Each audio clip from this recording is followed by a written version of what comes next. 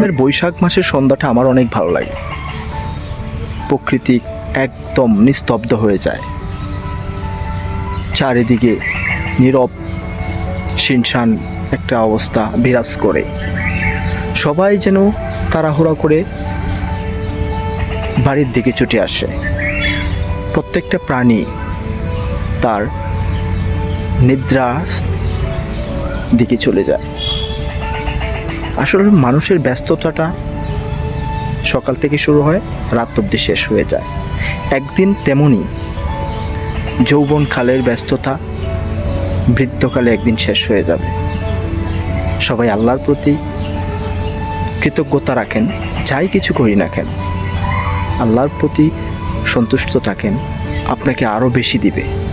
তার জন্য আপনার সবসময় পড়তে হবে আলহামদুলিল্লাহ, ভালো আছে।